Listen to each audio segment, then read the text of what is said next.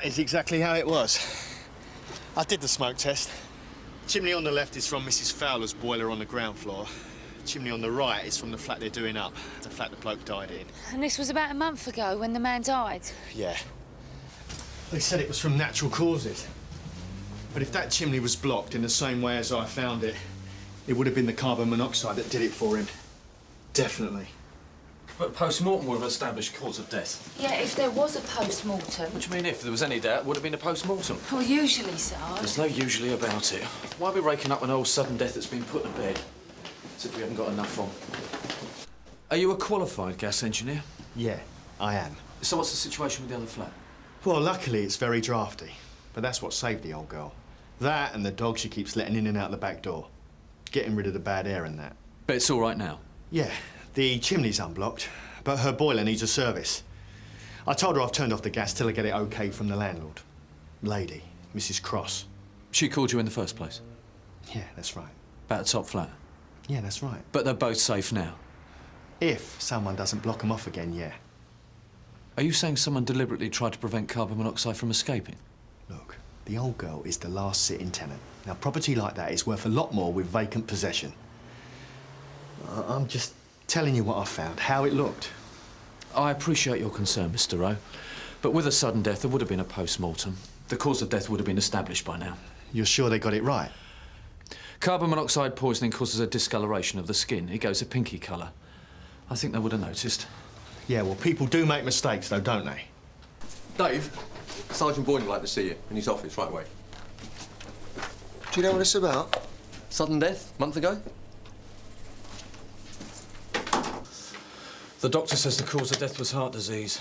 Didn't think a post-mortem was necessary. And he thinks there is a possibility there could have been carbon monoxide poisoning. But no telltale pinkish tinge? He didn't say there was. He's very doubtful, and so am I. But the man had been dead a week before he was found, so the skin coloration wouldn't have been that noticeable. You wanted to see me, Sarge? Yeah.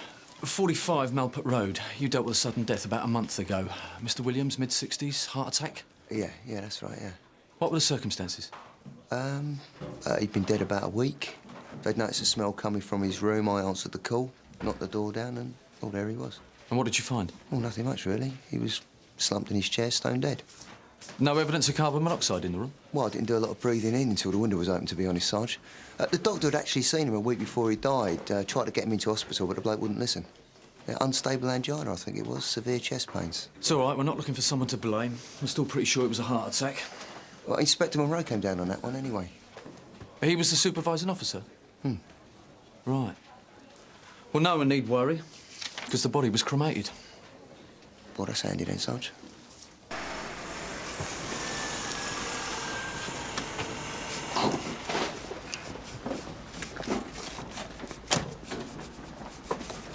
It's like they're spending a bit of money on the place. Can I help you? Mrs. Cross? Mrs. Grant. I help out one of the tenants with her shopping. Is that Mrs. Fowler on the ground floor? That's right. Can you tell us where we can find Mrs. Cross? We need to talk to the landlord. It's not Mrs. Cross you want. It's Mr. Cross. No, Mrs. Cross isn't involved in running the flats. Mind you, Mr. Cross doesn't show huge interest either, normally. Not when his tenants are still alive, anyway. What's he done? General inquiries. That's what you always say, though, isn't it? Well, he needs investigating. It's a thoroughly nasty piece of work. Well, you know him, do you? Did nothing in Mr. Williams' flat for years. Freezing through the winters. Then as soon as the old boy died, bang, in go the builders and decorators. And he refuses to modernise Mrs. Fowler's flat. What, he's trying to get rid of his tenants? Of course he is. He's turned on Mrs. Fowler now, telling her she's got to get rid of her dog. If Mrs. Cross doesn't normally look after the flats, maybe she didn't know her husband did something to the chimney. It's possible. Out the way, Trudie! Will you listen to me? You really are the limit. Oh. Mrs. Fowler? Yes? Sergeant Boyden, WPC page, Sun Hill. Can we have a word? Oh, yes, certainly. Coming to. Don't worry about Trudie. Uniforms always excite him. He's the same with windscreen wipers. What can I do for you? It's your landlord, Mr. Cross. Mr. Cross, yes. Do you have his address? We need to speak to him. Of course. 12 Cadley Close. Yes, they've been helping me with my boiler today. Nice man they sent round, very nice. And how are you feeling, Mrs. Fowler? How am I feeling? Oh, fine. How are you? There was a question about the boiler, getting rid of the carbon monoxide, how it was affecting you. We'd been wondering if you'd been getting any headaches or tiredness. Well, a bit, you know. You think the malfunctioning boiler's responsible? Well, headaches and tiredness, they are the right symptoms. They're the right symptoms for old age as well. No, it's Trudie I'm worried about. Got a bit of a jippy tummy, haven't you? Poor old thing. As if things weren't bad enough with the eczema. Come on, fellow. I think you want to go outside, don't you? Doesn't look like Mr. Cross is the most conscientious landlord in the world, does it?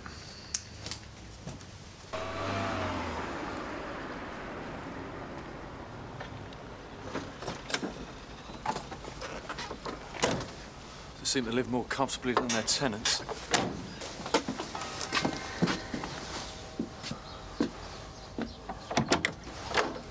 Mrs. Cross, Yes? is your husband at home? Oh, no, I'm afraid not. Can I help you? It's about the flats in Malput Road. Oh, yeah, well, you better come in.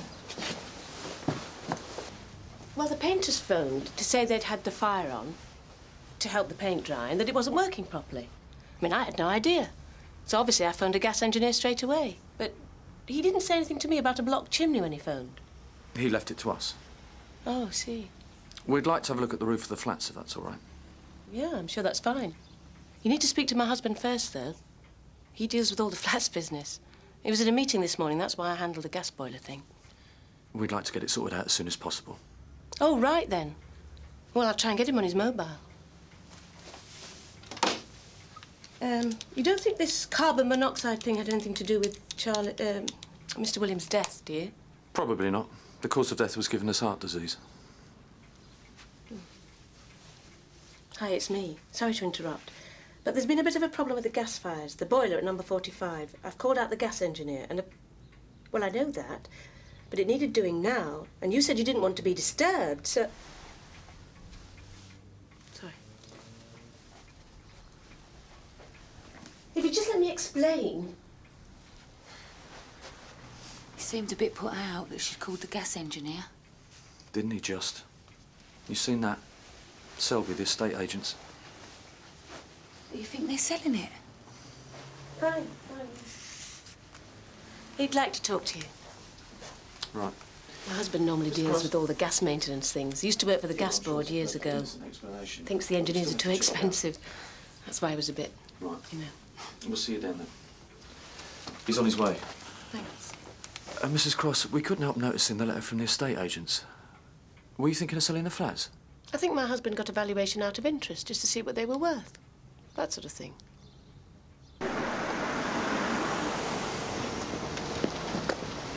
Doesn't scrimp on his choice of executive saloons either.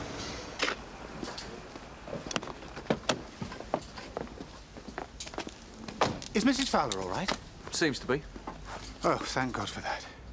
You must be Sergeant Boyden? WPC Page. Thanks for coming down so quickly. Oh, please. I am her landlord, after all. It's the least I can do. The man that discovered the chimney is here. He's going to show us how he found it. Any idea how long it had been there? Not at this stage. Andrew. Oh, you came down? Yes, I came to see how Mrs. Fowler was. Have you seen how she's living in there? Yes, I know. They want their independence, but they can't look after themselves. What can you do?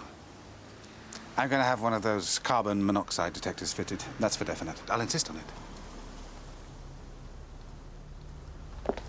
Shall we? It's over here.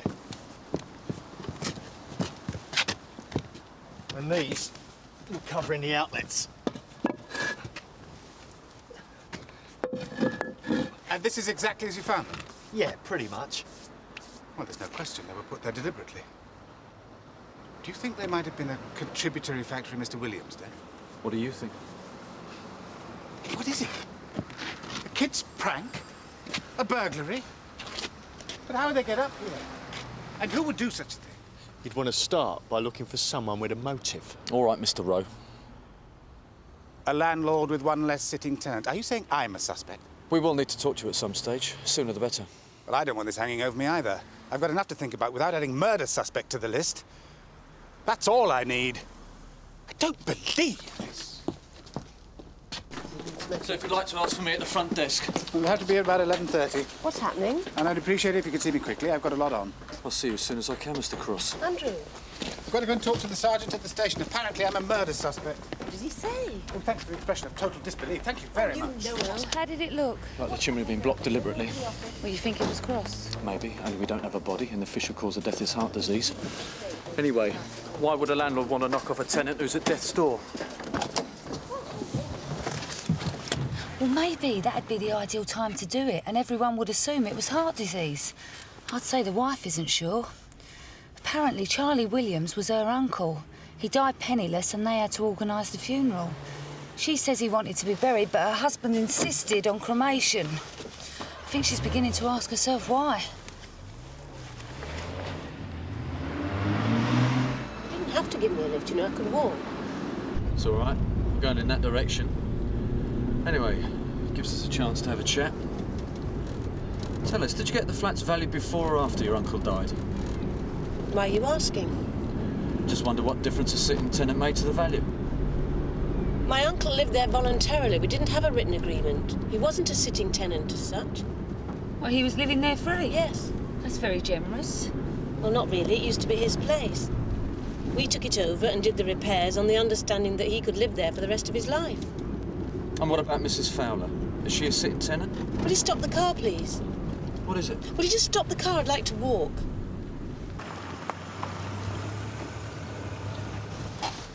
What we said?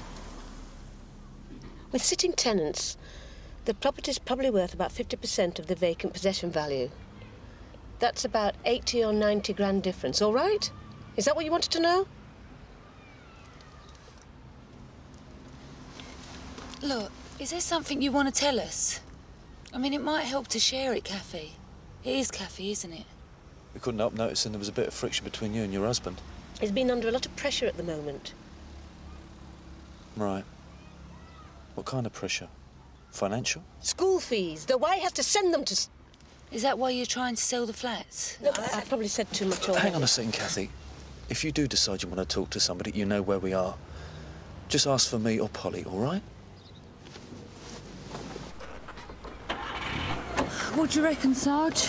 I reckon I want to talk to Mrs. Grant. If there's any dirt on Cross, she'll know about it. And I want you to knock on some doors, find out if anyone saw someone on the roof. I thought you said you were going my way. Let's go back and sort something out.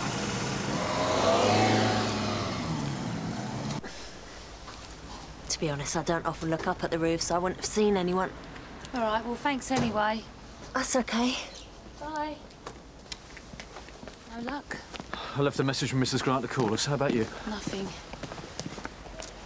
I've been thinking, Sarge, how could Cross hope to get away with it twice? If he was trying to do the same thing to Mrs. Fowler, he knows there'll be a post-mortem. All right, I know there was no PM for Williams, but he couldn't bank on Mrs. Fowler, not even one either. We're making inquiries about an incident happened across the road over the last couple of months. Did you see anybody on the roof at all? No. Why did he want to get rid of the dog then? Well, you don't think he was trying to stop her letting the carbon monoxide out? Well, just as that poor old Trudie had a jippy tummy, eh? But he couldn't have been that calculating, could he? I mean, it's a bit extreme. Well, there's no point in half measures. If you're going to top the old dear, you've got to top her. Giving her a headache's not going to up the value. One sitting tenant looks a little bit off colour, might fall off her perch with a bit of luck soonish. Hardly going to make the estate agent salivate, is it? Yes? We're making general inquiries, looking for anybody who may have seen somebody up on the roof opposite over the last couple of months. Have you seen anybody? About a month ago. Yeah. I told him he should have called the police. Come in.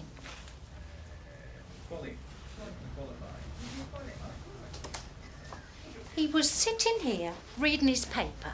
I was doing the washing up at the time, and he said, "There's a bloke on the roof." It was some bloke on the roof opposite. So I said, "What's he doing?" And he said he didn't know. So I said, "Well, you better call the police, because the amount of break-ins we've had around here." Anyway, he said he didn't look like a burglar. So I said, "Don't be daft. I mean, what does a burglar look like? Has he got a bag of swag and a mask?" Anyway, he didn't ring. He said he wasn't there anymore, so there wasn't any point. Did you see the man on the roof? No, like I said, I was doing the washing up. Right, what time is your husband back, Mrs...? Mason. Oh, in about half an hour. Well, actually, it depends, really. You see, he's a cabbie, and if he hasn't had many fares, then he might stay a bit later. And his name? Derek Mason. Right, can you ask him to ring Sergeant Boyden at Sun Hill as soon as possible? We need a description. It's very important.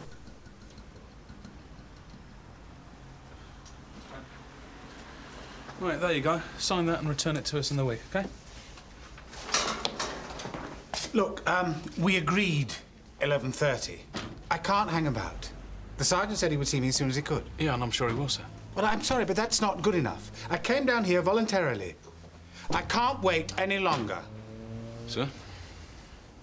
Got the Mason's number? Yeah, it's in there, Sarge. Oh? Mr. Cross. Yeah, the gasser at Cadley Close is getting a bit impatient. I'll leave it out, George. We have to get the description before we do the interview. Well, you're going to have to be quick. Well, is there anybody else we can ring to find out where he is? Yeah, well, as soon as possible, please. Tell him it's urgent. And if I'm not here, leave a message, yeah? Right, cheers. George. Yeah, you're Mr. Cross, Sarge. So he's going to leave in the next 5 minutes if he doesn't get seen. Like that, is it? Any luck, Sarge? No, he's still out cabbing. Right, let's go and talk to Mr. Cross. It's simple. I know nothing about it. I have no idea how the chimney got blocked, and I have no idea who might have done it. Look, if the room was full of carbon monoxide and I knew it, why would I call in the police and risk them finding out?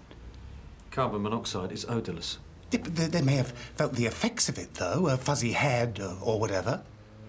And the doctor might have worked it out. Well, then I'd be totally stuffed then, wouldn't I? Well, wouldn't I? I mean, it doesn't make any sense. I am not that stupid. And you're saying I was going to do the same to Mrs. Fowler? That's what you're accusing me of. We're not accusing you of anything. Well, it's what you're implying. It's what you've got my wife thinking. She had a go at me on the way over here, virtually accused me outright. So you admit your wife thinks you're responsible? And why? Because you've been putting all these ideas into her head with your suggestive questioning. We haven't been putting anything on your wife's head that wasn't already there. Oh, no, of course not. Like mud doesn't stick. Ever heard the expression, there's no smoke without fire? Of course she's going to wonder why you're asking. Why did you insist on cremation for Mr. Williams when he wanted to be buried? It's cheaper. Simple. He died penniless, and I do not have the money to throw away on expensive burial ceremonies. So you don't deny you're having financial trouble? I can't win. Were you aware how much more your flats were worth with vacant possession? Yes. Of course I'm aware of it. Well, how much, would you say? Oh, this is my motive for gassing people like rabbits, is it? To make a few extra grand? 80 or 90 grand, to be more precise. Where did you get a figure like that? Your wife? Do you deny you wanted your sitting tenants out? I've had enough of this. Mr. Cross, somebody put those slabs on the chimneys if it wasn't you. Mr. Cross! What if you waited for the old man to snuff it, went on the roof, took the covers off, waited a couple of days for the air to clear, then called the police? There'd be no covers on the chimneys, even if carbon monoxide was suspected. And then put the slabs back on for Mrs. Fowler. And then put the slabs back on for Mrs. Fowler, precisely. Sarge? A message for you from Mr. Mason, the description you wanted. Mid-50s, short, bald, our man on the roof. It doesn't sound a lot like Mr. Cross. Not a perfect match. You don't think he could have got someone else to do it for him? It's a possibility. Scumbag like that wouldn't want to get his hands dirty if he could help it. No, I don't trust you anymore, and then... Mrs. Cross, Sarge. Turned up a couple of minutes ago to pick up her husband. Thanks for your vote of confidence. I really appreciate it. I know how desperate you are. You? What do you mean, you? What happened to us? Excuse me. I've checked the account. It's bad. Oh, great. You've got my wife checking the bank statements now. Before we go any further, we got a witness saw a man on your roof about a month ago. Gave us a description. Anything like me? No. Well, thank God for that. Are you listening to this? Mid-50s, short, bald. Does that mean anything to you? In other words, not me. Not me. You got that? You could have got someone to do it for you. Oh, thank you. This is the police you're talking in front of. They've already got poisonous enough minds as it is without you adding to their suspicions. You don't think they haven't thought of that already? They may be desperate, but they are not obsessive. Tell her. I don't believe this. I don't believe it! Mr. Cross. I want to see someone. You can't get away with destroying people's Look, lives. we're just trying to get to the bottom of what happened. We don't even know if Mr. Williams died of carbon monoxide poisoning. You know he did, though, don't you? You wouldn't be asking these questions otherwise. You know he did it. No, we don't. We're just making inquiries, trying to find out what did happen. They're simply doing their jobs, Mr. Cross. Now, if their questions have been interpreted as suspicions, that's unfortunate. I don't think you understand. I am talking about my wife. I understand. My wife, as in lifetime's partner. The woman I have lived with, shared everything with for 11 years. She believes I'm a murderer because of your officers. Don't be taken in by him. What do you mean? He's a liar. All that outrage, all those threats, it's an act. He's very good at it. Believe me, I've seen it. He's done it to bank managers, business people, family, friends. Oh, and I'm sure he's done it to me as well. Can't believe anybody could be that calculating. And then he acts like he's hurt when you don't believe him, like I've betrayed him. Oh, he has to have his own way. Always another conquest. It's like the status thing. Must have private schools.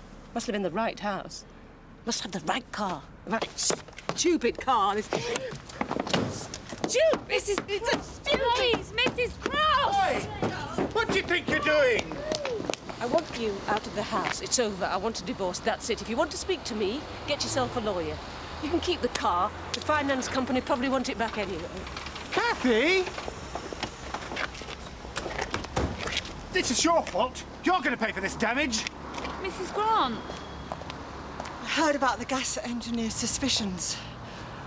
I don't quite know how to say this, but it looks like I was the one responsible.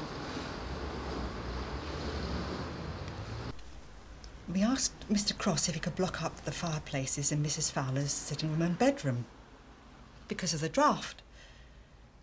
Well, she wasn't well, and it was cold. He refused, and I thought the next best thing might be capping the chimneys.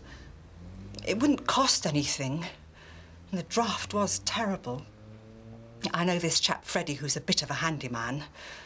Well, not quite so handyman as I thought, obviously. You got it wrong. So it seems. But it was my fault. All good intentions and lack of forethought. What can I say? Poor Mr. Williams.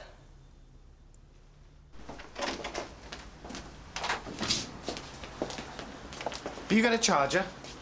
Is there any particular reason why you're still here? I did suggest that he go home, Sarge. And which home would that be? I've just been kicked out of mine. Whatever your personal situation, we'd like you to leave the station.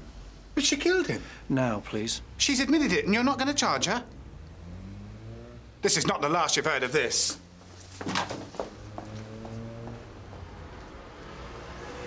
Mrs. Grant? Mr. and Mrs. Cross. What's happened? Have they split up? I think it's a case of birds coming home to roost. Their marriage was well on the rocks before this happened. She's well out of it. You don't think you might have pushed him a little hard? Well, if his wife thought he was guilty, who was I to disagree?